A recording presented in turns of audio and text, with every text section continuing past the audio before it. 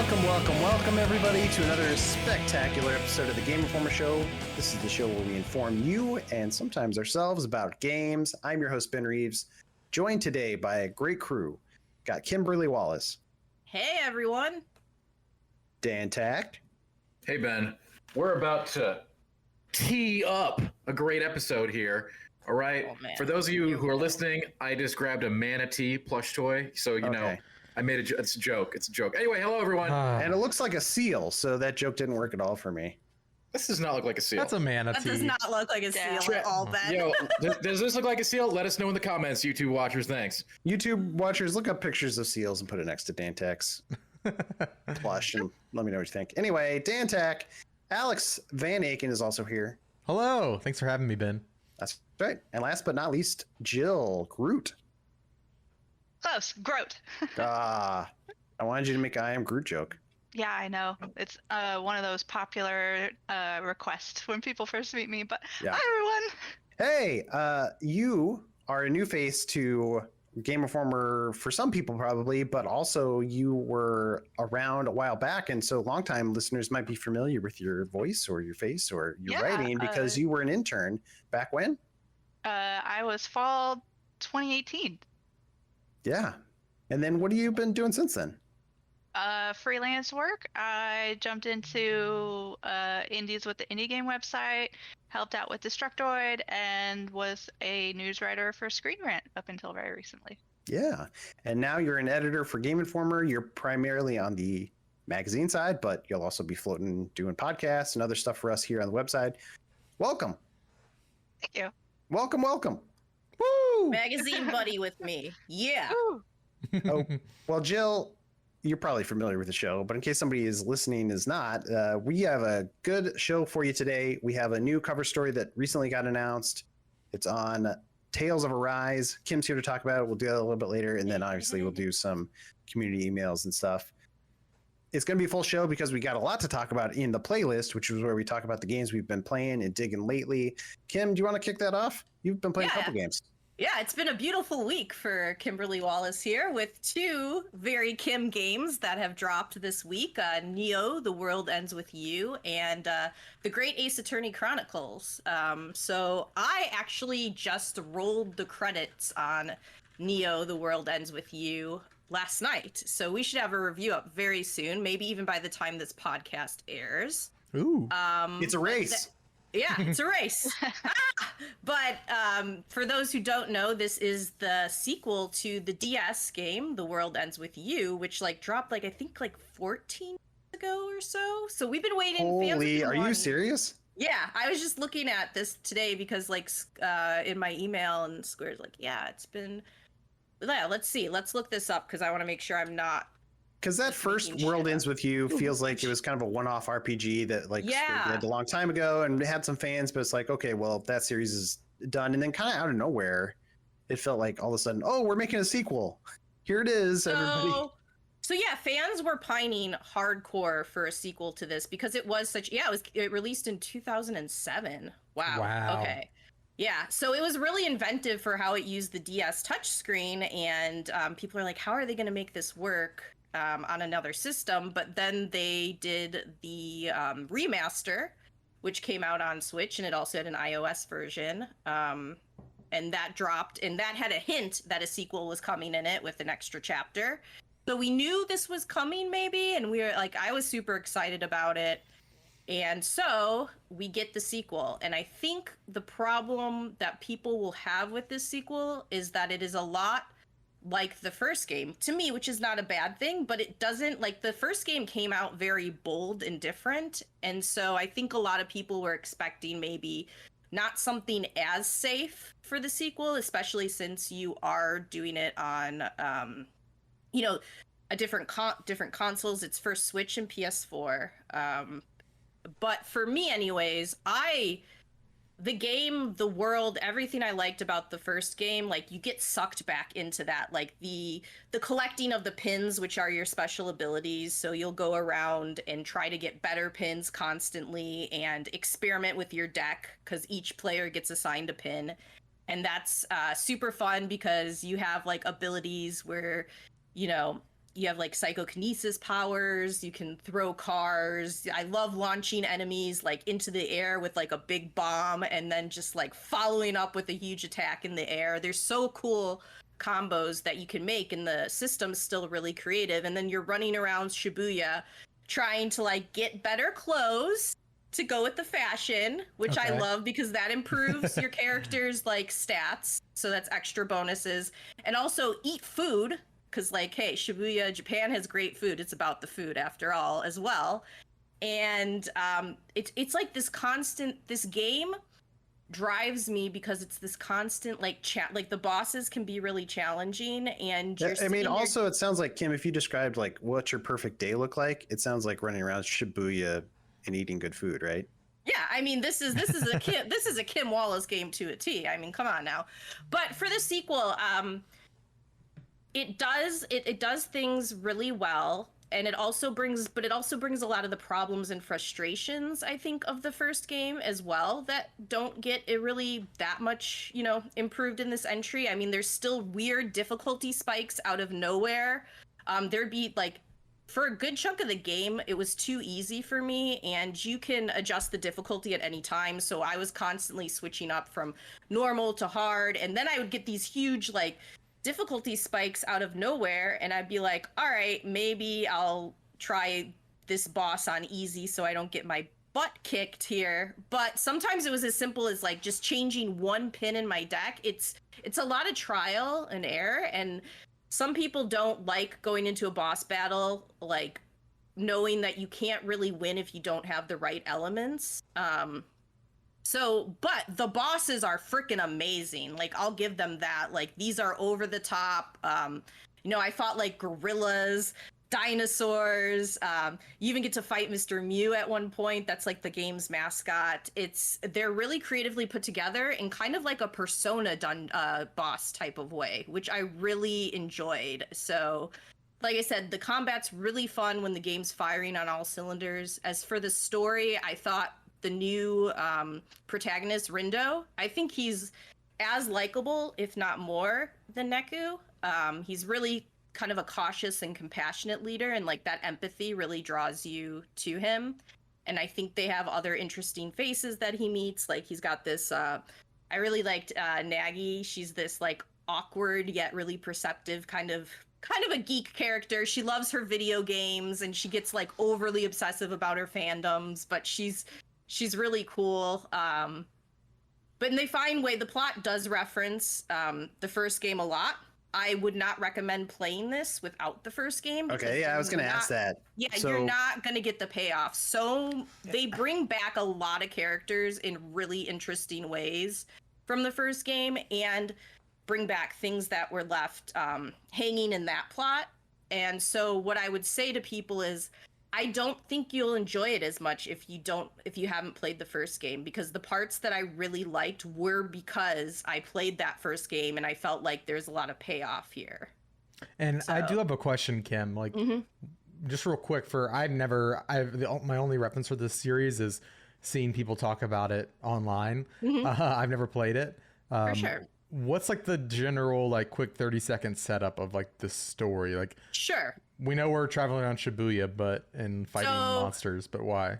Yeah, in the first game, the main character gets sucked into what's called the Reaper's game, and that's basically like this competition where you have to fight for your life to stay, or you get erased entirely from the world. So you're trying to get your life back. Yeah. So the stakes. That's dark.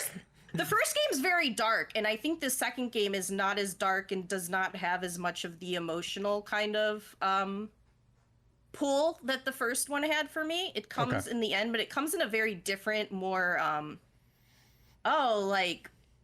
friendship is magic type of way at times. I guess off the top of my head, sorry guys, I'm getting over a nasty virus, so my mind is still not as clear as I'd like it to be, so eloquent, but friendship is magic seemed like a good way to put it. No, absolutely. I'm getting a clear picture of what this series is. So the Reaper's game returns, and Rindo, a new character, gets put into it, but what he finds out is like this game is like ridiculously rigged against him. So you're trying to like figure out, okay, how do I beat this game that has all like, I have no chance of almost winning. And then on top of it, like, what is going on at here? What's at play? Why is the game back? And so there's all these mysteries kind of that you solve without, like, Square was very clear. Their embargo is like very specific on what you can't talk about, and I understand because there are a lot of like surprises here and cool twists, especially for longtime fans. So I'm trying to keep it as basic as possible, but yeah, that's kind of the setup. Is a new game starts, what's at stake, and it's not exactly, you know, in your favor for how you're performing. A lot of repetition. There's a new power. Like the first game had, where you have to like fight like 5 of this enemy to advance to the next area. You're going by days, so it's like day 1, day 2, all the way to day 7, and then some. So like the setup is really repetitive, and the tasks that you do, and there's this new thing called like scramble slams, which is like turf wars. And scramble slams sound like a new breakfast item at McDonald's. I know, right? But those also make that way worse, because you're constantly like having to like clear out a certain amount of enemies from each area to win points in this turf war. And it just, for me, the grind sometimes really was annoying. But then I was like so hooked with the combat and story that I was like, I'm gonna put up with this, because I'd get really excited when I get a new pin and I could improve my abilities. There's also like a social network thing where if you do extra tasks, you can open up and alter certain things in the game to put in your favor. Like maybe if you sell your pins, you'll get more money for them, which will give you more money for clothes and other pins. Or you can, if you bump the game down to easy at some points, it'll let you not take as many penalties, because you don't really want to play on easy if you can avoid it, because you don't get as much chance, like your percentage of getting a unique pin are less for playing on that. But you can alter that, like I said, by going into this little social network menu and making connections with certain people to improve your abilities that way. So it sounds like overall, you know, people who haven't played the first World Ends With You should like check out now. Like you don't need to worry about this one, but like who fans of the original, does this deliver basically what they want, you think? I think it does. I think some will be a little disappointed just because it's not you know, it's delivering on some of those story beats, but you're not going to connect with the plot, I think, as much as that first game really had something with Neku, the main character, just like never felt like he needed people, and he was very much like solitary. I can handle things on my own. And it was watching him kind of open up and realize that like people are important to getting by in life. And I think there was something that really resonated with this. With this one, it's more like, with Rindu, you're experiencing how important friendships are, but in a kind of a more lighthearted and different way. I feel like the plot hit me harder in that first game, but kind of sounds like you're saying here. Sure, yeah. It sounds kind of like you're saying like maybe not quite as good as the original. Yeah, I would say it doesn't like hold a candle to the original, but I still think it's a lot of fun. I still think it's a good game. I had a lot of fun with it. I would say, you know, my best way to sum it up is it's more The World Ends With You, and just like a new venue, and a way to, you know, see some of these beloved characters again. And if you liked that battle system of that first game with the pin collecting and all the stuff I mentioned, you're gonna like this one. That's Neo, The World Ends With You. Sounds neat. The review is forthcoming, so stay tuned for that. Oh, wait, I have to say something before I stop. The music is banging. Like the first game had awesome music. This music is so freaking good, to the extent that I always finish playing and it's still like in my mind, and I'm constantly like walking around my condo singing it, and not many games do that to me these days. So I just have to give a shout out. Like the music is great, and I will be purchasing the soundtrack. Oh. So purchase the soundtrack before you even buy the game. Yeah, sounds like it'll get you in the groove. It'll get you in the groove. Drop the beat, baby. You know what I'm in the groove for? I'm in the groove for an Ace Attorney game. You've been playing that too, Cam, haven't you? Yes, like I said, a good week for people who love these style of games. These I guess Japanese games, we'll say. Sequels to DS games. Yeah, there you go. Another theme too. Yeah, so I've talked about this a little bit on the podcast before, but Ace Attorney, the Great Ace Attorney Chronicles, we never got the two games. They released in Japan. And there's a 2013 and 2017 one, and I didn't realize they were that old. So these games are almost a decade old at this point, or the first. Yeah, they've updated stuff for the new ones, but yeah, they're two games we never got. We never thought they were going to get because the localization's kind of difficult, right? The setting is different, so you're playing as Phoenix Wright's ancestor, and it takes you back to like the turn of the 20th century. So you're doing like the Victoria era in Britain, but it also has you in Japan for part of the time as well. So again, this is a hard one to talk about because there's a lot of spoilers. So I'm going to keep it very light on story, but like you get to go around and solve cases with Sherlock Holmes, Herlock Sholmes is his name. So much. Let me get it right here. Wow, that I could have. I would never screw up somebody's name like that. Right, Herlock Sholmes. And Slomes is not the detective that you would think of being as great of a detective as he really was in the fiction that we've read. In the Great Ace Attorney Chronicles, he's kind of, I'm going to use this word and I'm going to get made fun of for it, but I'm doing it. He's a himbo. Hell yeah. Yeah, I'm using it. I'm sorry, fan of that word, Alex, or what? Just a second. What exactly is a himbo? A himbo I'm a little confused. A himbo is a hot man with a big dumb brain. Okay. It's a male bimbo, right? I hear it used all the time. Yeah. I don't know what it means, so I'm really happy. I'm glad we could clear that up. That's why we brought me on the podcast today, right? I always thought that bimbo could be applied to guys, but I don't know. Well, we give them their own moniker, the himbo. Yeah. We'll have our own word, please. But yeah, he makes deductions and they're always like wrong, and so you have to like spot that and correct him throughout the game. And so you're basically like his Dr. Watson. Kind of, I would say, in a way, but not quite, because another character will come in which will kind of take that role. Okay, fair enough. Anyway, regardless of that, is the story, like, you don't have to go into details on the narrative, but like, is it fun? Is it, because the reason people like to play these games is for the narrative in large part. Like, is the game pretty engaging? The writing's pretty clever? Yes. So the writing's really clever. The characters, like if you've played an Ace Attorney game, the jokes are always great, and the characters in particular are always really well done, and it's kind of a little zany take on the legal system, but that's what's fun about it. You like to do the big objection. I had to do it.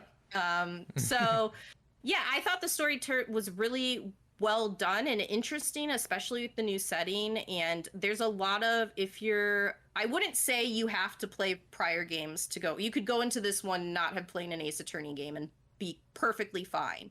However, if you have, there's some cool little callbacks and some similarities you'll see to the past games that are kind of just like, they're nothing big and connected like we talked about with Neo, The World Ends With You. They're just little nods, and they're fun to see throughout it. Even like, history. Love a good nod. The history repeats itself, so this is where it started. So as the main character being, related to Phoenix Wright, you see a lot of the same mannerisms, and it's just really fun to watch. I really love these games. It's, they're logic puzzles. Obviously, you're trying to point out inconsistencies. You're trying to build your case in court. And this is also, what's interesting about this is it's really early in the Japanese legal system where they were adopting more Western ideals. So there's They're a like, lot. should we wear these wigs or not? Right. Exactly. So it's kind of fun to see them seeing some of the flaws pointed out that were done early on, and seeing what they do kind of like with Western law choose to embrace, and what goes on here. And it's very like it's in there. It's not like a huge commentary on it, don't get me wrong, but I like that. I thought that was a cool way to play it, and I loved just the characters. They build up good. There's this villain, Barak von Zeeks. who's very he will remind you of Von Karma if you've played the past games. Just like Ace Attorney does villains really well, so when you're going up against and trying to build your case against them, you can feel that intensity of like, I'm gonna get you. So I love it. And also for this one, there's a first in the series. If you don't want to go through all the logic puzzles, there's an auto-advancing story mode if you just want to go for the story. I will warn people, though, my one big complaint with this, and this has been also a criticism of past games, so it's nothing new, but the story can drag at times. Some of these cases are very long-winded. Even for me, going through the game, usually the introductory cases to each game aren't as involved, and holy man, do they go on. So, You said you could skip the like puzzles and stuff. Is that like worth doing? Are the puzzles fun? To me, the puzzles are what makes it fun, like trying to figure out on your own what's going on with the case. Yeah. But I understand if people are just like, I just want to see where the story's going. But that's to each their own and how they want to play. I just say that it's there so people know. Hey, you can always read the Wikipedia entry. That is true. You want to see where the story's going. But yeah, there's 5 cases. Play the game how you want to play it. There's 5 cases in each game, and then there's some little like slice of life escapades that they added on. So there's a lot of content here. And as someone who wanted to see these games brought over, it feels very good to play the series again. I'm happy to say that the games are a lot of fun. If you had any interest, I would say I'm very positive on it. I would point you in the direction of picking it up if you had any interest in it, because they're really fun games and done well. And I think like the localization in particular really impressed me, because this isn't always easy to represent, different cultures and even get the jokes right. And like Ace Attorney has a lot of puns, as people know, and I can't imagine that's easy, but it's very witty and well done, and everything flows in pretty well. So just want to give kudos there where I can, because I was very impressed with how the presentation and how it all came together. Yeah, sounds good. Obviously, it's a no-brainer for Ace Attorney fans. They're probably going to play it, but also this is maybe the entry point if you've never checked out Ace Attorney. So this is the Great Ace Attorney Chronicles.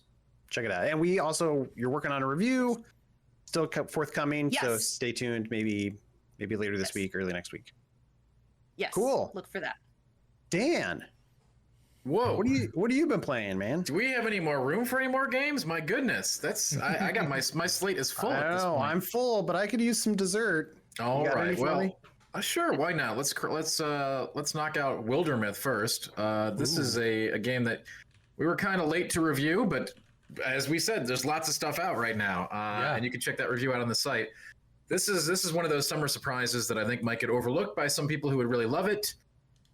In short, if I had to tell you about it in a couple seconds in an elevator, it is fantasy pop-up book XCOM with procedurally generated storytelling. Now, obviously, there's a lot more to it than that, but if you like those things, if you like Dungeons and Dragons, or if you like XCOM, you probably should try this game. You go through different campaigns with your crew. It starts out really simple. Probably the most interesting component of this game that sets it apart from all the others that have tried over the years to be the fantasy XCOM game is like there are these story vignettes that are going to be different every time you play, every campaign you play. So your characters might transform into a wolf, or you might get a duck pet that gives you stats, or you. Oh, I see why you like this. It's your dream come true. I know, right? Well, no, you can't just have one duck, Kim. Come on. Oh, sorry. No, I'm just kidding. But yeah, that's just one of like many things that you can do that.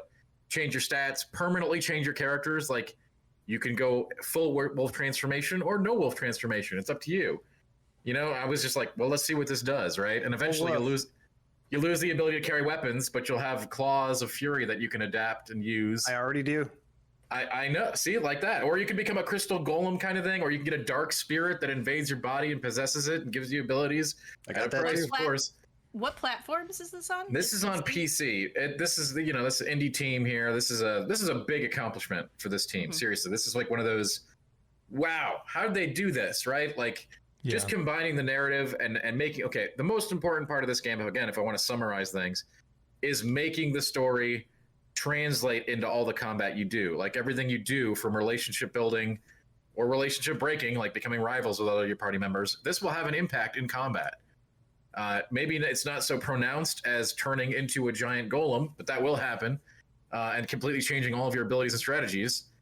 Like, let's say you start the game with an archer, and you're like, okay, I started to turn to stone, and I'm just gonna become this hill golem creature, and over time you will become that. Starts with an arm, maybe then 2 arms, then you just are the giant creature. You're not going to be shooting the bow like you started the game with at all, ever. You probably can't shoot the bow, but you will be a hulking monstrosity on the battlefield. And all of these things. Yeah, I know, Ben. You're killing it out there. That's right. You should have had me on your team, man. And that's the thing. I almost wrote this game off, Dan. Like the art for some reason doesn't work for me. Everything looks like it's made out of cardboard, like kind of that pop up. You kind of referred to it as like D&D. Kind of does remind me of like an 80s D&D adventure game. Maybe it'll work more for some people. But I wrote it off. But then you reviewed it pretty highly. You gave it an 8.75, and I'm like, well, maybe I should pay attention to this game because it sounds really cool. So as far as the art goes, like, have you actually played it? No. I get that it might not look good in the screenshot, but it does feel like you're playing a tabletop pop-up book when you're playing it, and I think it works for it. This is what I'm saying, Dan. Never judge a book by its cover. Certainly, this team probably didn't have access to, like, cutting edge graphical technology, and I think I don't think what they went for works for it, but I'd like to see it, like, play it for an hour and see what you think. But outside of that, like, what I'm going to say is, like, this is a roguelike, right? So the campaigns are single units, so you play a campaign and you go do another one. But the cool thing is characters do transfer from campaign to campaign. So if I play a full campaign and I make the amazing wolf woman, for example, out of my archer, and they survive the ordeal, and then I'm going to go to play another campaign, during that campaign, I can use resources to pull her in. And it can be cool. This over time, you have this, like, whole legendary roster that you've cultivated that you can pull in various ways to play your campaigns, which is really sweet. Like, that's really cool. You'd be like, yeah, I created this wolf lady in this campaign and this evil spirit in this other campaign, and now I'm playing a new campaign, and they're both getting called in to fight the forces of darkness, and there's a lot of fun stuff that happening. It's very creative. It's very cool. Yeah, that's Wildermyth. I mean, it sounds fun. I'm definitely going to go check it out again, Dan. I think it's one of those, like, summertime surprises, kind of like creeps up on you. I know it was in early access for a while, and I did dive in then, which was why it was on my radar for full release. So right. Yeah, but again, it's a smaller title, but this is a very significant, I think. Well, like we said, the review's up on the site now if you want to check it out. You been playing anything else? Yeah, you know what? I'm trying to dive back into Genshin here for the big patch here. So Genshin Impact, that's last year's game. Aloy. Yeah, well, I don't really care about Aloy, but this new patch here, probably the most significant in terms of the entire game. The 2.0 patch adds an entire new region to the game. Those of you who remember the game at launch had 2 regions. This basically is adding a 30% or more to the game in one giant new region to explore. I think the game plan is to add 4 more of these over the next few years. Like, this is it. The amount of content in this game is obscene, and that's kind of what's been challenging to get back into. It's kind of overwhelming to return to kind of get the stuff done that I need to do to access this new region. Really? So you got to, like, play a bunch of stuff before you can even access it? Yeah, you've basically got to have completed the first 2 core story acts before you can go in. There's a lot of optional content you don't have to do, but you've got to do that. And I want to get my player housing set up too, that I never did back in the day either, which is another thing they added over the course of time. I played very hardcore on release for a couple of months. You did. Then I fell off because we play a lot of stuff here, Ben.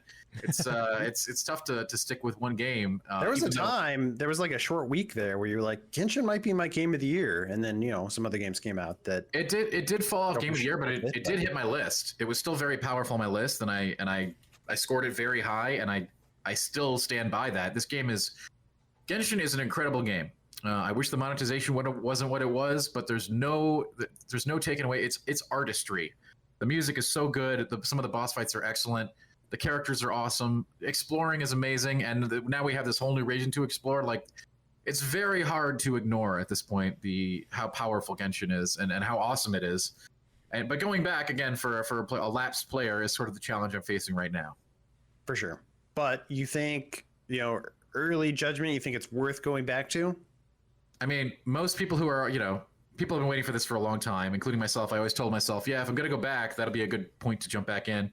And it is. There's so much to do now. Like, I was kind of like treading water at the end of my thing because they were still fleshing out what the end game experience would be, and it was just a lot of grinding. It was still fun to do, but like you would spend your points per day basically and get some certain tasks done, fight some bosses, have a good time, and then log off. Now you got a whole like huge region and giant quest chain to do, and lots of new characters and things to explore. And it's just I don't like grinding unless it's cheese, honestly. I do love grinding a good cheese, a good parm, good Parmesan. Yeah, Some Gruyere. Good Gruyere. Get a mix going. Yeah, get some fresh smoked Gouda up in there. All right. Anyway, let's talk about video games. No, I mean Genshin Impact 2.0. Worth checking out. Especially if you kind of jumped off last year. The thing is, never even played it. Now's a good time to go back. So, Ben, I think the people who jumped off, they already know this was coming, right? They're already ready to jump back in. I mean, so I guess a lot of people who didn't touch Genshin would wonder if this is a good jumping in point. And I think other tie-ins, like inevitably, if they're willing to put Alloy in the game, right, there's going to be more. We're going to see more of these crossovers. And is those she will be just great. in the PlayStation one? I don't think so. I don't actually know for sure. I don't care about that character, so I haven't looked up what you got to do to get there.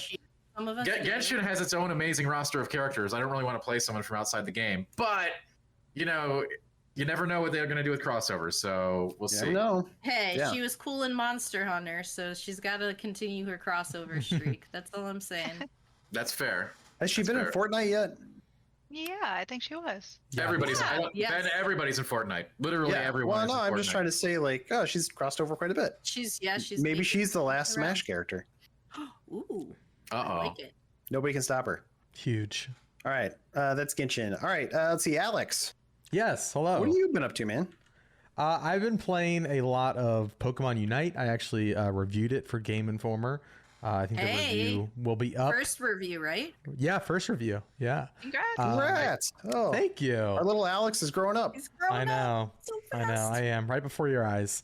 But no, I enjoy Pokemon Unite. It's a free-to-play MOBA by the Pokemon Company, and yeah, it's cool. First off, just to get it out of the way, it has some flawed microtransaction systems that I'm not a fan of, but if you're willing to put up with some of that, it's a really, really fun game. So standard battles are 5v5, and everybody's picking, I think there's like 20 Pokemon you can pick from. Everybody's picking their favorite Pokemon, and then just like a MOBA, you start out at level 1 and you are battling it out in this giant arena. And as you go, you're evolving your Pokemon. I like to play Charmander. And level 5, he turns into Charmeleon, and at level 9, he's Charizard. And all of the abilities that you know and love from Pokemon have been included in this game, and they make sense in the context of a MOBA too. It's really well done what they've like. I feel like there's been a lot of Pokemon games recently that just feel like, oh yeah, Pokemon Cafe, sure, like go ahead and release that. Pokemon Smile, yeah, let's do that thing. I feel like they've just kind of been throwing the Pokemon license at a lot of dumb games, and I'm not gonna lie, I've been excited for this game for a while, but I was kind of worried with that recent track record that it was just kind of release to little fanfare and then be swept under the rug like the others. Well, and also kind of your point, like that Pokemon Cafe game was not like great, honestly. No, some of those like Pokemon spin-off games don't have a great track record, but you're saying they've actually invested the time and resources they should into this game. Totally, yeah. And it's good. And I want to hear what Dan thinks here in a second, because I know he's been playing it too. But I'm waiting for you to finish so I can ask you some questions here. He's ready. He's raring to go. Well, I think overall it's just like a really good, if you're interested in checking out a MOBA, I think this is one of the more casual approaches, and the objectives that I feel like typically in MOBAs they can get overwhelming because you're managing, so many, there's dragons, there's, if you're playing League like me, you got to worry about Baron, you got to worry about your jungle creeps and your scuttle crabs, and it can get overwhelming. Whereas this, it's, defeat wild Pokemon, get energy from defeating them, slam dunk it into your enemy's goal zones, and in between, battle it out. between teams. That's kind of the gist of it. It's really simple. Sure. But Dan, I want to know more from you. Okay. Let's start at the beginning. This is a very accessible game that takes the good things about MOBAs and it makes a lot of really intelligent choices for people who don't like MOBAs. You're not going to pull the Dota players or the League players unless they want to chillax. And believe me, those players always want to chillax because those games are always intense and can get very, very, very nasty. Yeah. So in Pokemon, you're got a 10-minute clock, and that was one of the best decisions they ever made. The game cannot go over 10 minutes. So you're in and out of there 10 minutes, even if you have the worst game ever with the saltiest crew ever of the most toxic players ever. It's over. You're not going to be there for too long, so you can move on with the next decision. game. Yeah. I also think that despite it having a lot of aspects from those other games like Baron and Dragons and these other things, they're all very cleverly implemented in a way that somebody who has never played a MOBA and doesn't care about MOBAs can still just go in and enjoy Pokemon. It does make things really simple. It never gets to the point. It actually implements some really cool techniques from Heroes of the Storm, which was another more accessible MOBA. This is like the new level of accessibility for MOBAs, though. This is like there is no barrier to entry to this game whatsoever.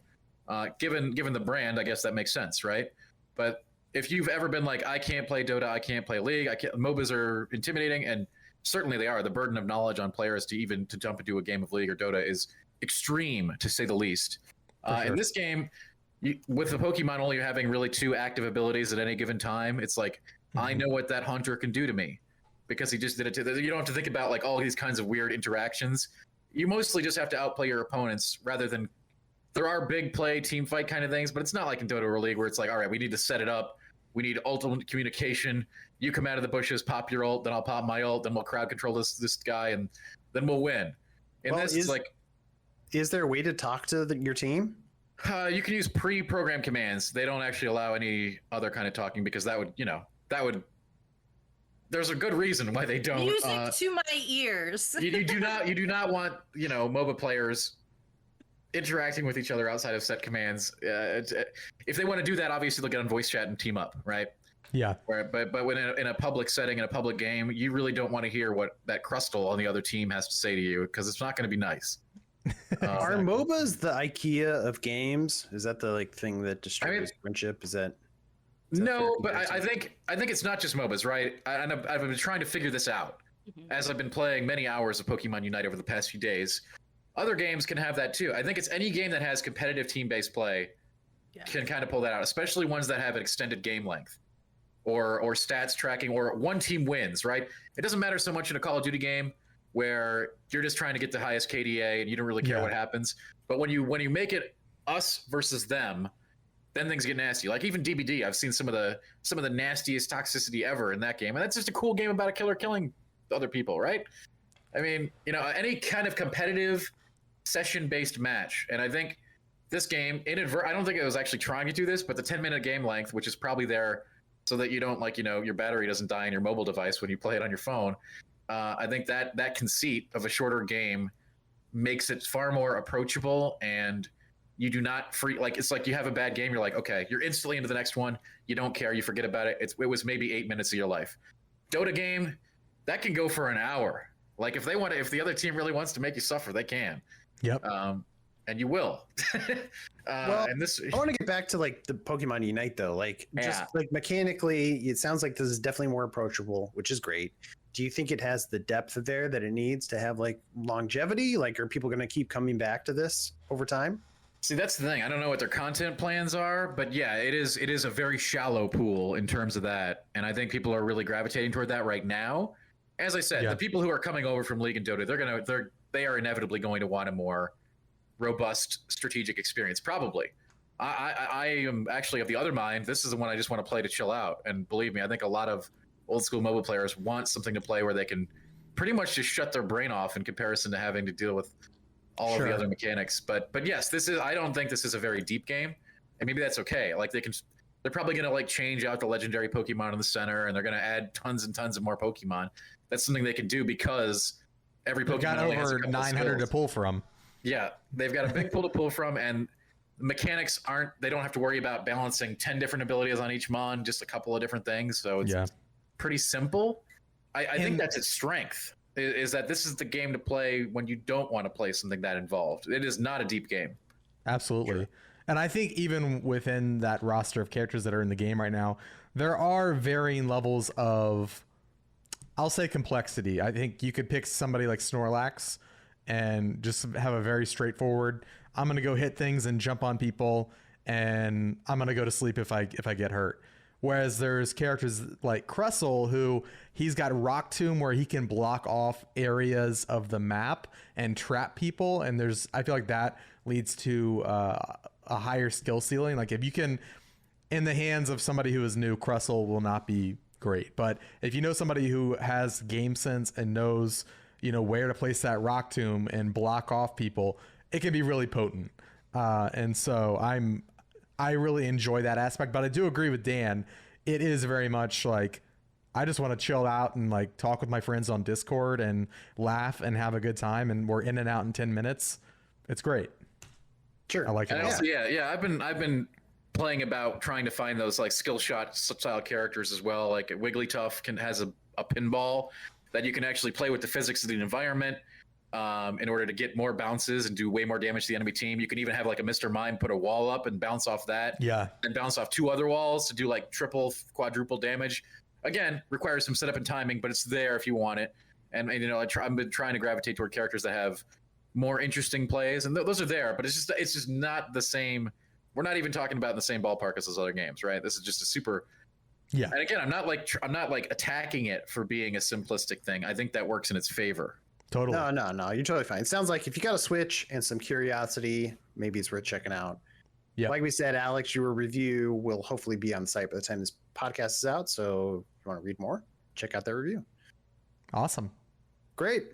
All right, Jill. Hey, how's it going? You've been quiet, but feel free to jump in whenever. Like right now when I'm calling on you. Like when someone says Aloy is not that interesting of a character? Yeah. Relative to Genshin Impact. I didn't say. Listen, I like Horizon just fine. Bury him. I don't care that she's in Genshin Impact. All right. Like you got a lot of points for that manatee joke, so I'm gonna let it slide. But awesome. Well, Jill, what have you been playing other than roasting Dan? So I have been playing Tribes of Midgard. I have early impressions up on the site, so you can check those out. I jumped in for about 5 hours, and this is a very vibrant, beautiful, isometric, Norse-inspired. It's got a lot of genres thrown in there, sort of action, adventure, survival.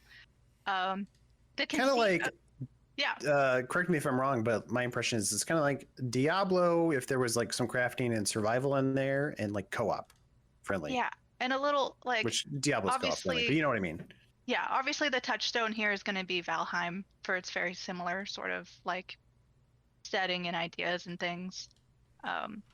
But the basic conceit of the game, you're sort of this warrior in Valhalla who's been tasked with going down and protecting this seed of Yggdrasil in your village. So unfortunately, for some reason, they haven't quite got the connection down right between, the worlds. So you show up and you're just totally naked. I mean, you got a loincloth. That's how we all show up into this world. I've played this game before. Yep. So you're supposed to protect this tree, or else, Ragnarok, everything's gonna explode, and you've got nothing. So you start off, you've got nothing. They have a day-night cycle that is like the clock is ticking. It's counting down from the second you're there. When night comes, it's very hectic and very pressured. Like your first night and every night thereafter, your tree is going to be attacked by hell things. So tree in the center of your village has 3 different gates, and through those pour various different evil creatures that are intent on killing your tree, which has a little health bar. And you have to, before the night, collect different materials. You get like rocks and twigs and things at first, to go to a merchant in your village who will give you some sort of mining, the first level of mining tool. You'll go out, you'll mine, you'll bring that back, you'll get the next level, then you can go make a sword, and then you can go get more materials. But the problem is you don't have enough time to do all of this, because you have like the tinkerer is going to give you those tools. You've got a blacksmith who's going to give you your weapons. You've got the armorer who's going to clothe you in something so you're not going to die immediately. And you've got like you can start building up your fortifications if you want. There are quests that you can take in your village if you want, but you don't have time initially anyway to like do everything. So that first night comes and it hits you really hard, because if you got a sword, like it's low level, hopefully you got some armor on you, and those hell things are streaming in, and you're trying real hard to kill them, get some resources off of them so you can get better stuff. And then your poor tree, like you can see how much it's been killed throughout the day, and then they disappear at the end of the day. Next day starts, like a giant starts heading towards your village, which is going to pop up in a day or so on top of the hell things. So and then on top of that, you have this very large world to explore outside your village, which you haven't really gotten to do yet because you're so focused on trying to just get ready for protecting your tree. Yeah. Is this all fun? Are you having fun doing all this? This sounds stressful. It is a little bit. I do want to say that I played solo, so that has a lot to do with sort of my feelings about how hectic it is. It's obviously hectic, but it is a game built around a crew of people jumping in and doing all of these things. So some people may be going off to explore while other people are collecting things and getting quests done, but it's still, even for like a crew of people, going to be a lot of things happening.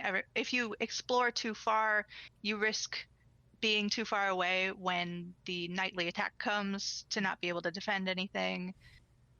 If you are too busy trying to build fortifications or level up your merchants and your gear and stuff, you risk not stopping the giant before it gets to your town, because essentially once it pops in, you're toast. You can die in this game like your body dies, and you lose a resource called souls, which is kind of an in-game currency that will help you upgrade various different things. But if you die, you just kind of reappear with all your gear and stuff, which is nice. The real game over scenario is if your tree dies. So bad news, man. Yeah, I mean, it destroys the world and hollow with it. Yeah, it's and you have to start all over again. So it kind of felt a little rogue lady to me as well, because you're constantly like dying and your world is ending and coming back in and trying again. Yeah, it sounds like, if you're a Valheim fan, the Valheim players should maybe take note of this game, because I think visually it looks interesting. It's got a cool look to it. And if you like crafting games, if you like survival games, jump in. But definitely know that it's best centered around co-op, friendly co-op play. Yeah, it'll be really good if you want to check something out with your group of friends and you're just looking for a new thing that seems interesting. Yeah, but like we said, the impressions you wrote are on the site now too. If people want to check that out, they should check it out. You've been playing anything else?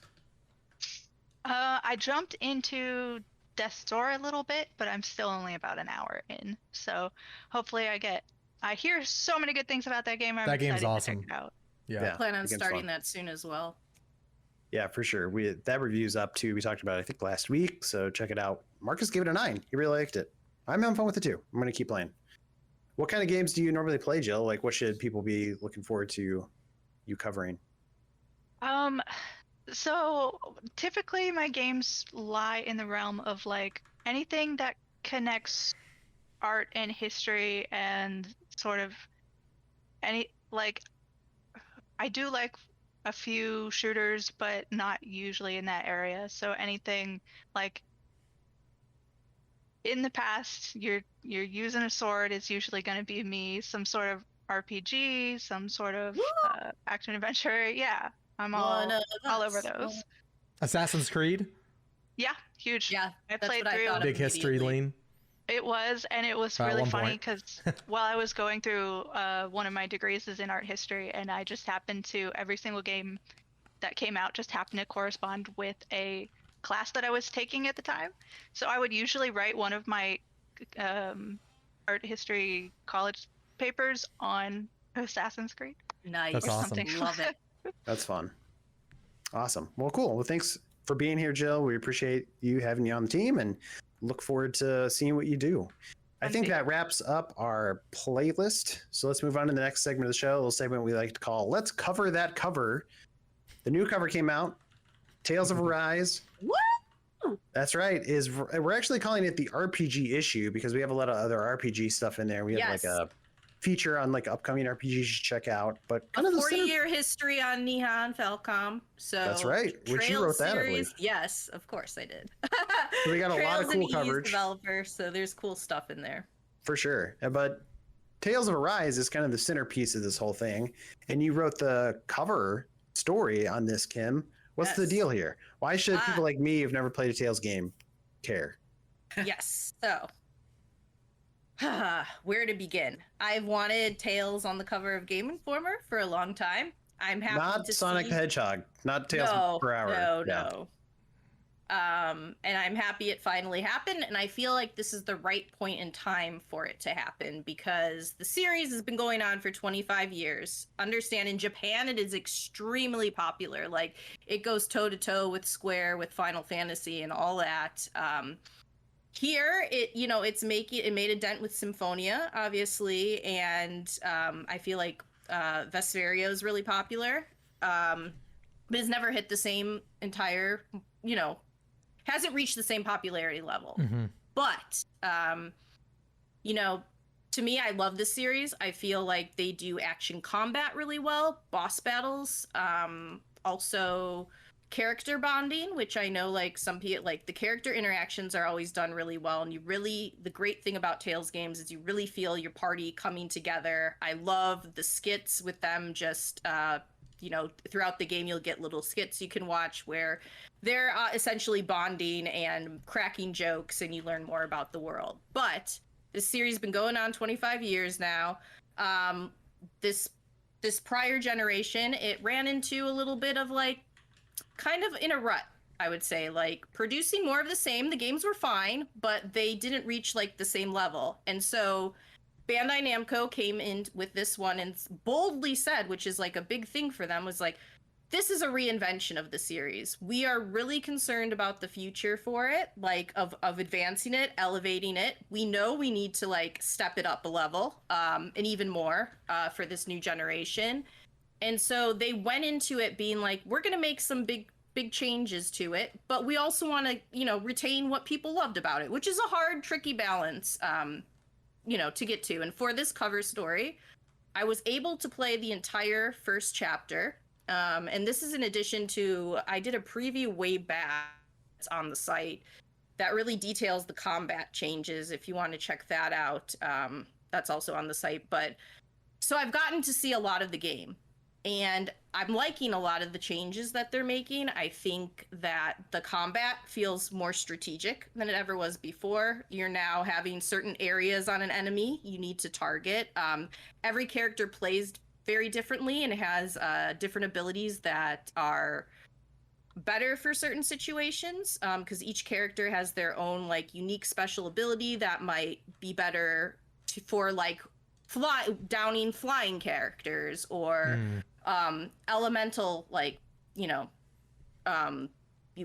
target those weaknesses. And also like each character has its own perks. So like, for instance, this character Law, like the longer he builds combos without getting hit, the stronger he gets. And each character has a little thing like that makes them. So actually, for the first time, I've had the most fun I ever have of experimenting and playing different characters in the party, because usually I just stick to one and I really, get with them. But for this one, the first chapter that I had really focuses on the two worlds. So you have the whole game is centered around two characters from two very different worlds, and it kind of showcases how they meet in their relationship.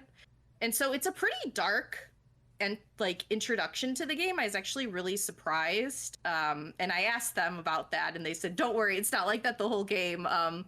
But they wanted to start with having the stakes really high. So what you have to kind of set it up is you have this character, Alphen. He's a slave on this planet called Dana that's very like subservient to this other planet called Reyna, who's like, think of them as like kind of like a godlike world where they have taken over with their advanced technology, this other planet, and depleted them of all their natural resources, have taken people in as slaves. So it's like a really, really dark. Doesn't sound like God to me. Yeah, you're walking around and like there's just like bodies of people overworked and all that. Like it's a dark entry, but Alphen's a slave, and then and he has a special ability where he can't feel pain. So like he'll get hurt in the beginning of the game and he doesn't realize like he's bleeding, which that can have some drawbacks, obviously. But he meets by chance this girl who's on the run called Xian.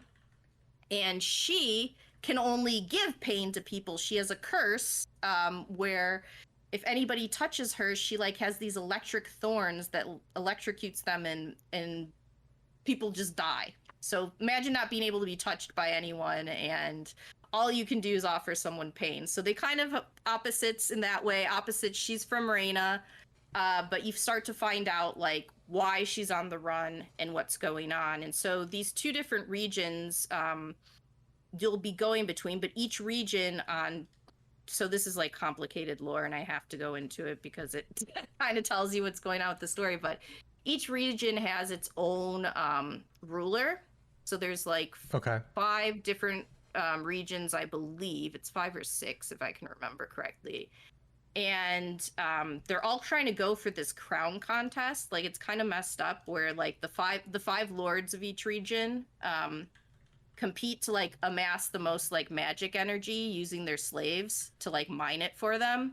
And the victor is kind of crowned the new sovereign. So that means they rule over both worlds. So you have that kind of going on, and your characters will kind of explore. The vibe I got was each region, because the first region I dealt with was Balsef.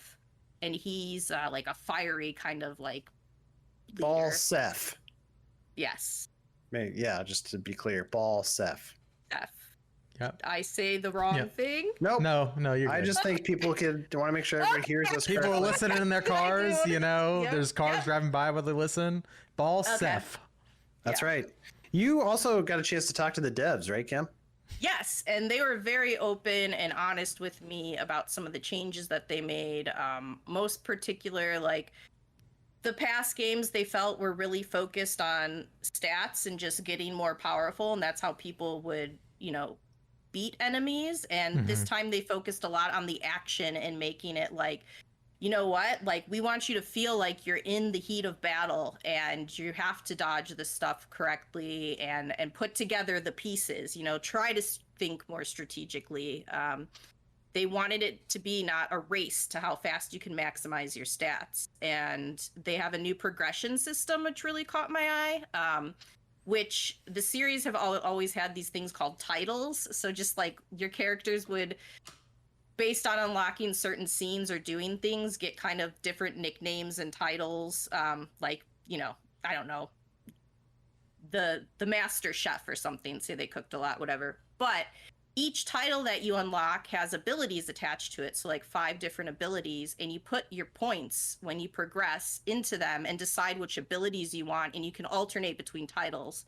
If you clear out all the nodes in one, you get an extra stat boost for your character. So it's deciding what abilities you want to focus on and have your characters. Like, do you save up for like a revival ability that's going to come in handy, or do you want to focus on one thing tier to like get all of them and get new arts, which are the special attacks in the Tales series for people who don't know, the special moves you get. So There's a lot. I like the customization there. I feel like that's the most they've ever let you kind of experiment with having how you build characters and different abilities. And that to me is, as an RPG fan, like my favorite thing is to build characters. So that's super exciting. And then the world in general, this is not an open world game, but it is a lot more vast than past Tales entries. Well, I like the art. I think Tales has had some pretty good looking games, right? Like they have a unique art style that I think sets them apart, even though it's not like so hyper detailed or anything. But the art in this game, at least the concept art, looked really good.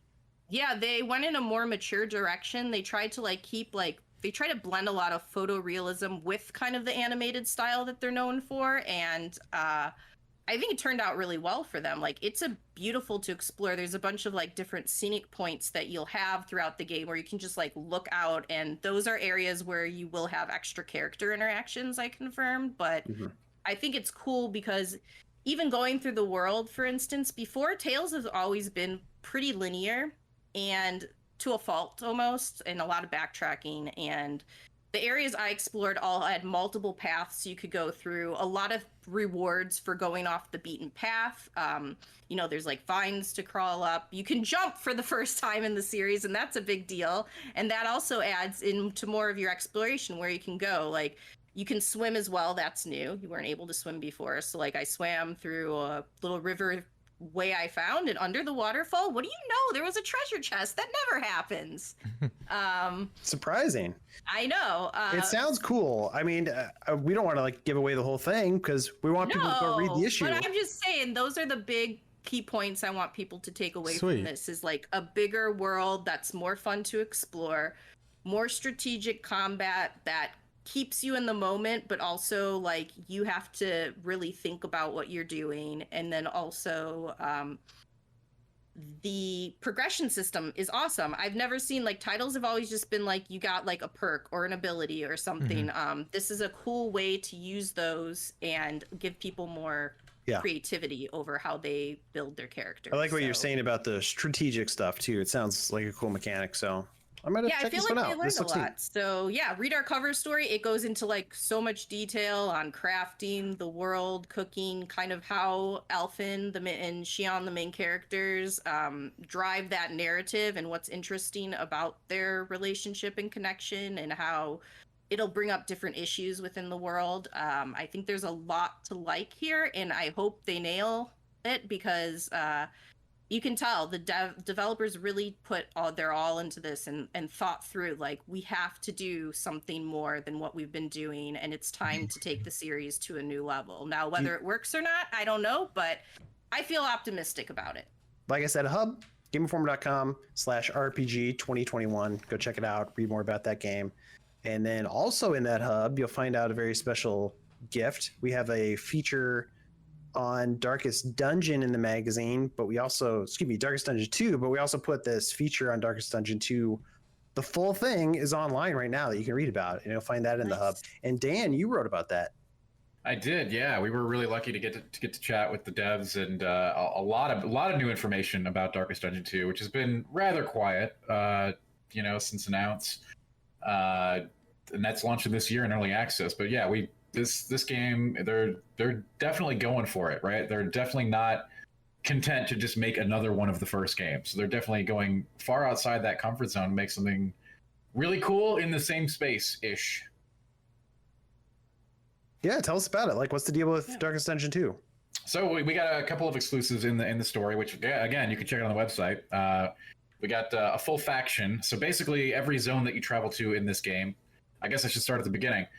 Instead of going through dungeon to dungeon and building up like a home base like you did in the first game, you're going to be on a caravan ride, and it's going to be more like a rogue-like, traditional rogue-like structure, right? You start a run, either you win or all your guys die. You know, that's how it goes. And during that run, you're going to be going through biomes on maps. So we got to check out one of the new factions. It's going to be one of those biomes. So basically, the biomes are what happens to humanity during the worst of an apocalypse situation. So in the cities, they form cults and burn everything to the ground. We got to check out what they did on the farmlands, which was begin eating each other and eating everything out of the ground and becoming these hungering, disgusting, grotesque cosmic aberrations that feed on each other and everything else in sight. giving into their base hungers essentially. And every zone you do is going to be like that. So there's going to be several different themed biomes. Well, this is Darkest Dungeon. This isn't, well, that's what I'm saying. That's the title. You get what you came for. Yeah. Do you think that new structure, the new roguelike structure, is for the best? Because one thing I found with the first game is, you would build up your roster of dudes, and they were always like getting, taken out of. They had to rest for a turn or whatever.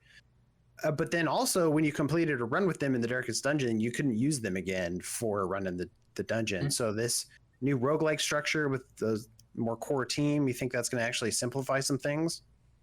I don't know if it's simplify. You're going to have a lot more decisions to make too, because your starting crew is your crew, right? Sure. Somebody dies, they're gone, and you only get one replacement during a run, period. And I guess simplify, you're right, is probably the wrong word. I just there was a lot of times in the original game where you would have to end up grinding.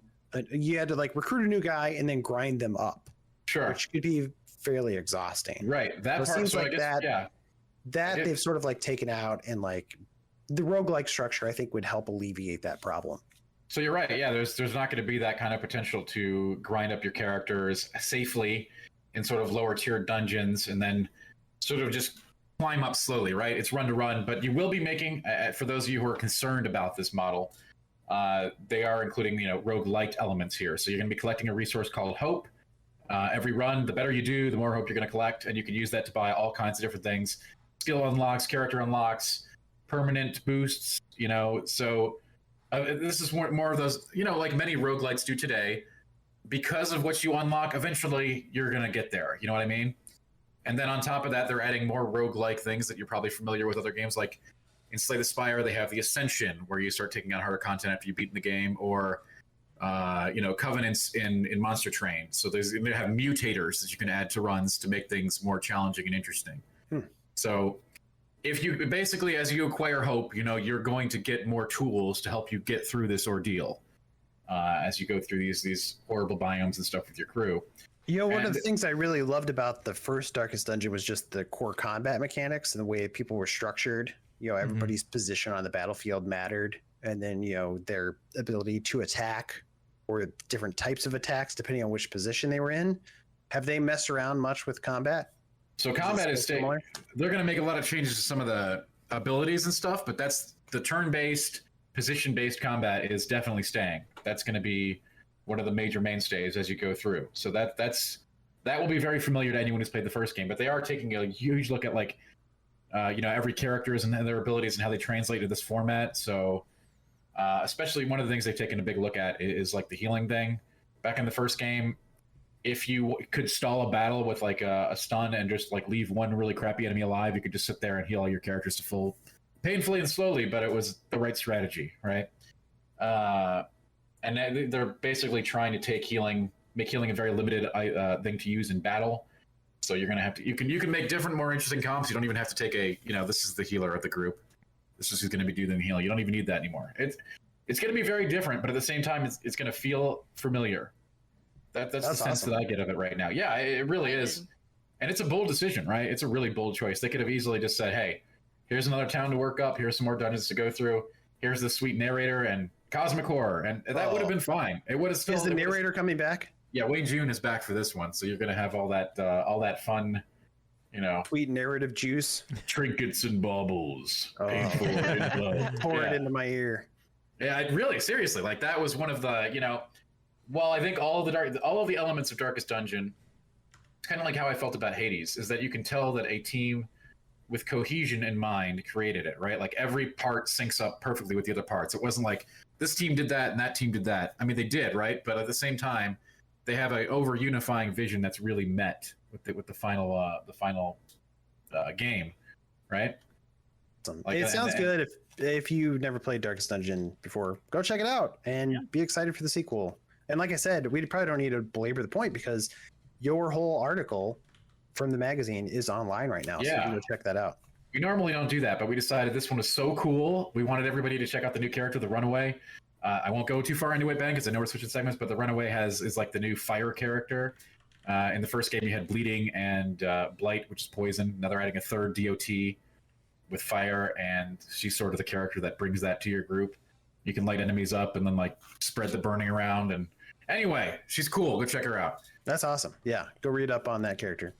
All right, I think that brings us to the end of the segment. Let's take a break, and then we'll come back for some emails.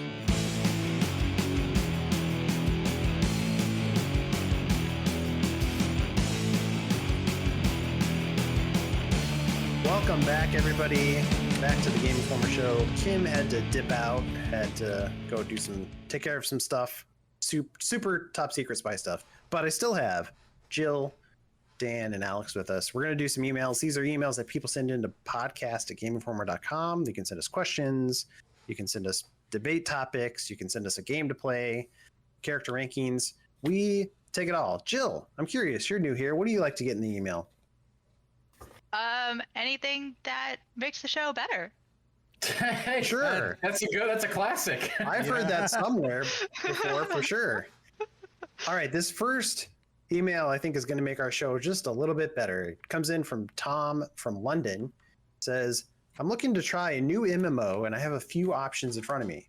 First, New World is going into closed beta this week. I tried the alpha and enjoyed it, so I pre-ordered the game with the view of trying the beta. He says he likes it, although he's a little wary of Amazon's track record, Crucible, cough, cough. Second, he says Final Fantasy 14 seems to be having a moment. It has the advantage of being around for years, multiple improvements, massive community, etc., etc. But it also feels pretty daunting to a new player like me. So his question is, what advice would you give to me, somebody who wants to check out a new MMO? What do you guys think? Dan. That is such a huge freaking question. I could do a whole podcast on that question alone, like for literal hours discussing these points. So I'm going to try to distill things down here. Final Fantasy 14 is an excellent game, and I've reviewed most of the expansions. You can check out the latest one on Shadowbringers at GameInformer.com, of course. It's really quite a spectacle. It's great fun. I don't know that I'd consider it. Depends what you're looking for in an MMORPG. I consider Final Fantasy to be one of the best modern Final Fantasy games, but not in terms of being an MMO. It's great, and you can play it by yourself, basically. It's got hundreds and hundreds of hours of storyline to engage with, and you do get some really epic encounters, fast, amazing soundtrack, maybe the best soundtrack in any game ever. I do not say that lightly. And some really great set-piece encounters, fun dungeons that you can now run with NPCs if you don't want to play with other players. Basically, a lot of stuff in Final Fantasy 14 is taking it away from what an MMO is. And then you got Perfect World, which to me, based on my experience with the beta... Well, hold on, Dan. Before you get into that, I'm curious because you said Final Fantasy 14, it's technically an MMO, but you're saying it doesn't check the boxes of what you want from an MMO? Depends what this individual... Depends what Tom from London wants for an MMO. Well, what are those boxes that it's not checking for you? So probably if you want less socialization, less required socialization, less interaction with other players, awesome story, great soundtrack, good a very solid experience with less elements of forced social interaction, groups, guilds, other stuff like that. Those are all there, but they're not really at the forefront. They are not a required. When we think of MMORPGs, if we go back to what the original structure, they were all games that required you to socialize with other players, engage with other players heavily, interact with other players, both from trading and combat and raiding and all this other stuff. That has kind of gone away in Final Fantasy 14, in my opinion. Yes, there will be people in the comments who tell me I'm a dum-dum and that they still do all these things. Those elements of the game have taken a backseat to being sort of a single-player experience in an MMO world. No, I absolutely agree with you, Dan. What I like out of my MMOs is the social aspect. I want to play with other people. I want world PvP, and those are things that I think New World, I've played about 20 hours of New World across the betas. And that's something that game kind of checks off for me is the social aspect, the world PvP, very much player driven. Whereas I've recently, because people have told me, hey, you should check out Final Fantasy 14. I think it's my second attempt at getting into the game. It just doesn't check off what I want out of an MMO. I think it's a really cool game if you're into the story stuff like Dan's talking about and you're into more PvE focused things.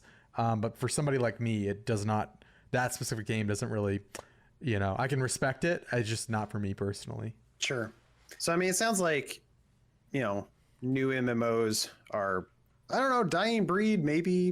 It doesn't feel like there's as many of them as there used to be, but I mean, you weren't that hot on New World when you checked it out, though, Dan, right? So yeah, to clarify, you still have choices. Like ESO is very popular, especially with the console audience. And so gosh, New World.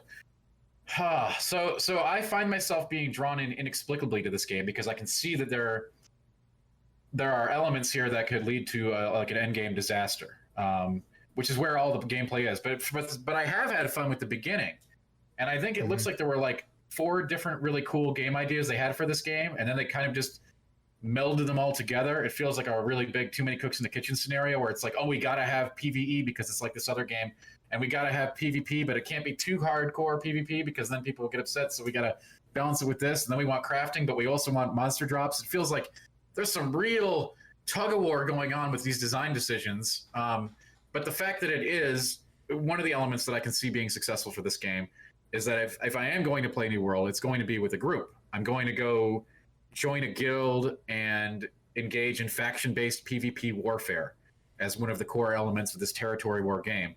What that leads to, I don't know. I haven't played it. Like, I haven't been to the end game of New World. I don't think anybody really has yet because, you know, even if you got super far in the beta, it's not how life is going to be, you know, on live. But there's potential there to sort of resurrect some of those great realm versus realm or hardcore PvP experiences from Shadowbane and Dark Age of Camelot from back in a bygone era of MMOs. And this is definitely for players who want to socialize a lot, and everything they do is going to be basically team focused. Whether or not the game can succeed, this is the thing with New World, and I know I'm going to get a lot of pushback because everyone is super hot on the hype train for New World right now, and I understand it. I do. A lot of people are really hungry for a new MMO, but I don't think we have seen enough of how this game is going to be. Like it's really hard to grade an MMO in the first month. Yeah. You know, 2 months after release, then you're going to see. I've heard so many MMOs go be like, "Oh, this is going to be the best thing ever," and then 2 months later, it's a ghost town, right? Yep. That happens all the time. And I'm not saying it's going to happen with New World, but I'm saying I've been around. I've been to a lot of rodeos, and I see a lot of the same signature earmarks here. Sounds like if he doesn't care about the social elements, maybe Final Fantasy XIV is an awesome choice. But if he really wants those social elements, yeah, New World, maybe he could scratch that itch a little bit. If he's got people to play with. I am seriously considering playing New World with like a friend group and just seeing how it goes, because it is buy to play instead of like a submodel. Even if it does, you know, even if the hype train does not carry it through after a few months, if I've only played, the box cost should be fine, right? Like, I play a lot of games for just X hours and then put it down. That's fine. Yeah. So you know what? I actually am a little hotter on New World than I expect to be, but I also see, like, I'm wary at the same time, right? Oh, that's fair. Like, I'm excited about that island in the distance. I'm looking through a spyglass, but there might be like monsters and sea serpents around it. I don't know yet. I got to get closer to find out. Okay, fair enough. All right, thanks, Tom, for writing in. Next email, Phil from Ottawa writes in, says, as a console, it's parentheses PS4 player. He's a PS4 player. As a PS4 player, I'm intrigued by the Steam Deck and access to PC games. As an entry point to PC gaming, would you guys recommend spending the $500 on a mid-tier deck or spending a similar amount of money on a basic gaming PC or laptop? This question is made much more complicated by the current state of PC gaming, which, for those of you who don't know, the quick primer is because of graphics cards and chips are out of this world, not only impossible to find, but extremely overpriced during our current environment due to a combination of production via COVID and cryptocurrency boom causing everybody to want these and things. The supply chain issues Yes. that we're experiencing as well. So it's hard to kind of find a new graphics card. For building your own. It's a very PC bad time to build your own PC. I think some of that too is we don't know for certain, obviously, but the Steam Deck might run into some of those issues too, because the pre-orders were sort of all taken immediately, and now we're talking about second waves coming in 2022, and they might also hit up against these restrictions as well. So it might go both ways. That's a fair point. Yeah. But should you be excited for the Steam Deck? What do you guys think? I think as far as I am a console player as well with some PC playing because I like to play indies a lot, and that's usually where you find them. So it is sort of intriguing to have this portable PC in your hands, all your Steam library on it.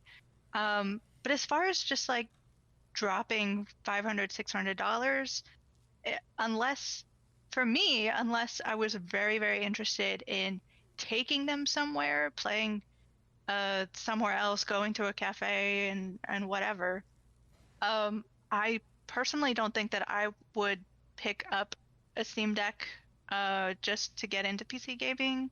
You could spend that money for a very nice gaming PC, not like the super high-end one, but you could set yourself up nicely.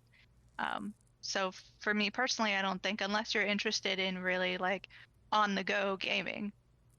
That was gonna be my point. I was just gonna ask Phil, like, how much do you care about portability? Is he a mobile game? Because I know, Alex, you're a guy who likes to play games on the go, right? Yeah. Or handheld, I should say. Yeah, and I'm also a guy who built his own PC. I play a lot of PC games. I think that I'm in the opposite camp. I think I agree with Dan with the current state of, if you're going to build your own PC, the current state, I'm looking at eBay right now. The graphics card I bought in early 2020, an RTX 2070 Super, I think I paid about $550 for it.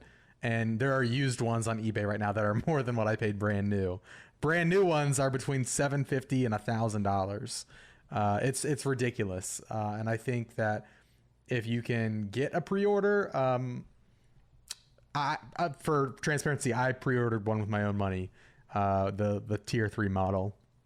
But I also have a massive Steam library of games that I have waiting for me after I've put that money in there. Like I don't have to go and invest. There's plenty of games I haven't played that would be glad to play on the go, because like Ben said, I do play a lot on the go. I work a lot at coffee shops typically, pre-pandemic, and now that there are vaccines out there, I've sort of gone back a little bit here and there, and I do bring my Switch with me, and I'll dabble and play an indie game here or there while I'm waiting for a video to export, or I'm just kind of enjoying my morning on a weekend, or even like just at home. I like gaming on the couch. All of my setup is here in my office, my consoles, it's all connected so that I can, capture gameplay. And so I don't have in my living room, I don't have a console right now.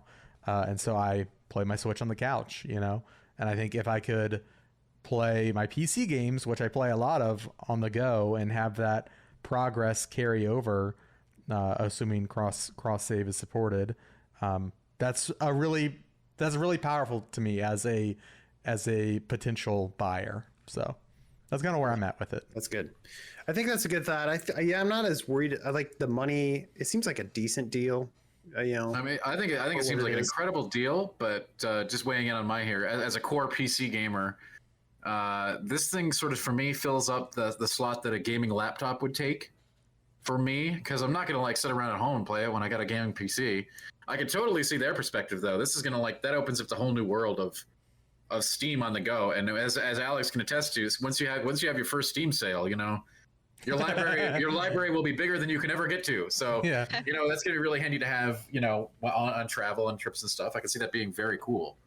It's basically like a portable PC. That's what it is, right? And I think that's really cool. And for the cost, it does seem powerful. I'm not getting one because I don't see the role for me. Like, I don't even use my Switch on the go. Like, if I'm on the go, like my laptop's getting open for work, and pretty much that's it, right? Like, so I don't have that need for it, but I think it's a super cool thing, and very appropriately priced for what you get power wise. Yeah. So what I was saying was like, yeah, it's a good deal for the price and what it is. It's just like, it's best if you're probably going to want it for handheld mode, because if you're just looking for something and you're going to plug it into your TV anyway, maybe you still are better off building some kind of like desktop that you can plug if you're going to go TV. through and you're going to buy the dock and everything, like, because the main reason I say that too is like, I'm not sure how upgradable this thing is going to be. And that's the main thing you want out of PC gaming, right? Is like you want the ability to upgrade your system over time, so you get more longevity out of it. So that'd be my thought, something to think about, especially if you're new to PC gaming. If you're really into handheld, go for it. Depends what you need. Depends what you need, Phil. I think you'll have fun regardless of what you do. But also, just do it. Just buy the system, have fun, play some games. There's a lot of good PC games that you can check out. Great. Next email. Attack Corgi writes in, hello, Reeves Peanut Butter Cups. Says, I love map makers. They're my kryptonite. I spend more time in Fallout 3 playing Dollhouse with my settlers than actually venturing off to save my son from the Institute. Back when Halo 3 came out, with Forge mode, I spent endless high school hours with my friends trying to make cool game modes and levels. So his question is, what's your favorite map maker that isn't the game itself? So no Dreams or Super Mario Maker. These have to be map makers as part of the larger game. And then alternative question, what would make the best map maker mode? And if you hate map makers, why? So I don't know, squeezing 3 questions in there, Attack Corgi, but I'll let it slide. What do you guys think? For me, I'm with Attack Corgi. Halo Forge is probably my all-time favorite map editor and just gameplay, sandbox creator. I spent so many hours with that game coming up with custom zombies modes and zombies maps. And I had a large group of friends that we would actually, I feel like there's a lot of people, and I've fallen in this trap too. You spend all this time making a custom map or a game rule set, and then nobody plays it. Whereas I feel like back in the Halo days, it was very much part of my friend group that we'd actually get people together and play these things. And it was a lot of fun. That's probably the biggest one that comes to my brain outside of being able to do old map editors and RTS games, but I didn't do too much of that. But I'm curious what other people think. This might be addressing sort of later parts of the question, but I wish there was more of that to Assassin's Creed Valhalla's little village, when they said that you were going to be building your own little settlement. I sort of wish that there was more actual building process to that, so that would have been cool. I think, and sorry to take up all the time, I think Fallout 4 was Fallout 4 had a very robust home base building system, and I played Fallout 4 probably 25 hours. I didn't beat the game. I actually rarely touched the story. I spent all of my time building up my base, and it was awesome. But the shortcoming of that was I felt like even though it was part of a game, as a player, I wasn't really rewarded very much for doing that. I out of the 20 some hours I played building my base, never got attacked once by I know that was a feature. It never happened for me. And I know you could set up trade routes and stuff, but it was just I'm just kind of playing this because I like to express myself. I wish games would take it that next step further and kind of have more tangible in-game rewards for interacting with those side systems. Mm-hmm. But yeah. Do you think The Sims counts as a level editor or map maker? It's not really a map maker, but you know what I mean. It has some of those elements of you're constantly working on your house and changing it and shaping it.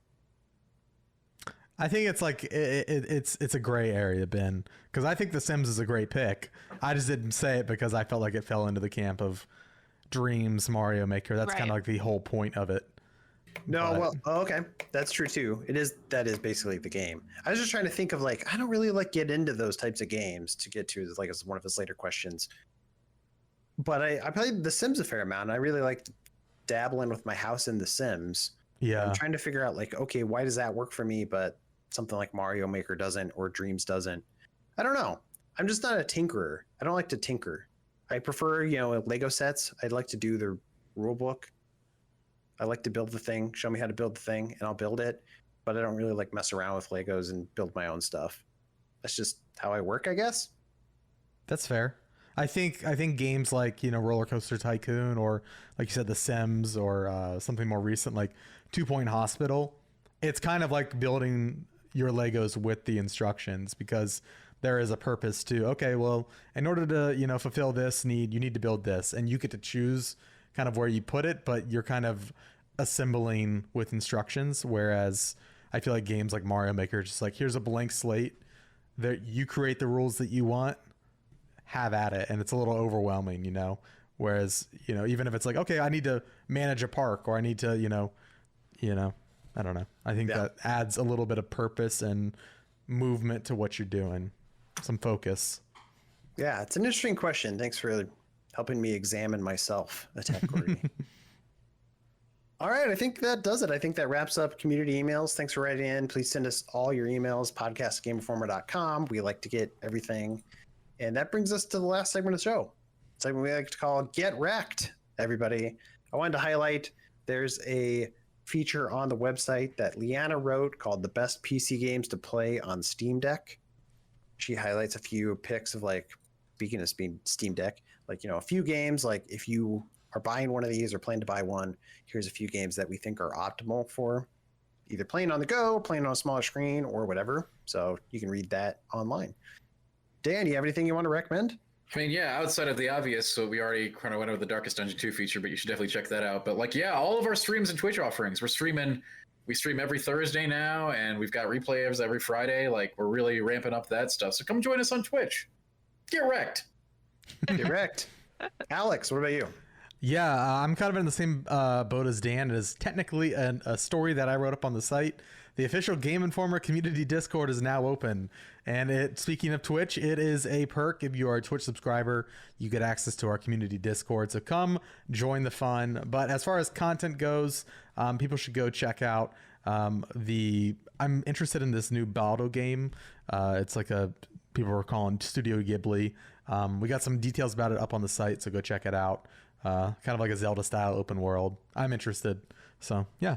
Awesome. Yeah, we shouldn't fly by that announcement either, the Discord announcement. Come hang out in our Discord. Yeah. We're building a community. It's free as long as you have access to a Twitch subscription. So basically not free, but if you subscribe to our Twitch channel, you're in. We got we have a large reach as Game Informer. Got to keep out the bad apples somehow, and that's a way that we can kind of safeguard our community. So we appreciate your understanding and hope you will come and join us. And everybody understands we haven't heard one bad thing about it. Jill, anything to recommend? So I would recommend people go check out Marcus Stewart. Just did a really fantastic list of indies to watch coming soon, sometime this year or close to that. So it's a great read. Check it out. What was your favorite indie on that list? I really I don't know if I'm gonna say this correctly, but it's called Dordon. Okay. It's got a G in there, so that's why it's I'm not sure if I'm saying. So does your name, so I think I said your name correctly. Yeah, exactly. Well, what's the game? Give us a little highlight.